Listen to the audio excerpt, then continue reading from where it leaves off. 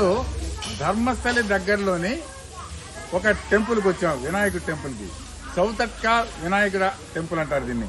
ఇక్కడ విశేషం ఏంటంటే, అక్కడ చూసారా దూరంగా వినాయకుడు ఉన్నారు కదా, ఆయన ఓపెన్గా ఉంటారు.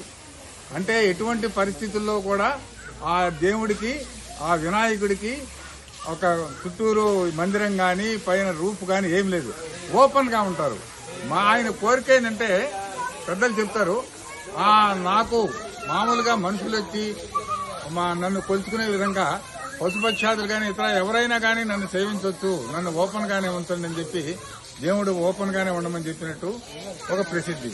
తర్వాత ఏంటంటే, ఈ వినాయకుడిని గుడి కట్టించాలని చాలా మంది ధనవంతులు వాళ్ళు ప్రయత్నించి మంచిగా చేయాలనుకుంటే, ఆయన వాళ్ళ కళ్ళలో పడి, మీరు నాకు ఎలాంటి గుడి కట్టించొద్దు, ఇలానే ఉండనివ్వండి, ఓపెన్ గానే ఉండనివ్వండి అన్నారు.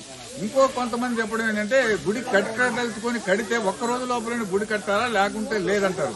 మరి ఎంతవరకు నిజమో తెలియదు, ఇక్కడ కొంతమంది చెప్పారు.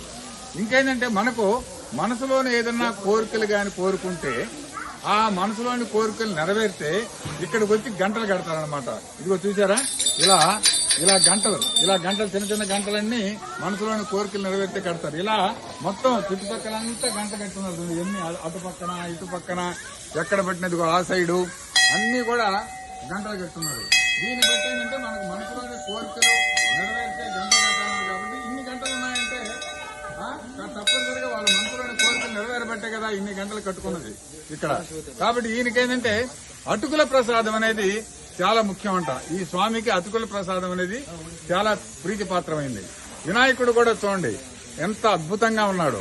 కాబట్టి ఇప్పుడు ఓపెన్ గా ఉంటుంది, వానకు ఎండకు అన్నిటికీ తడుస్తుంటారు స్వామివారు.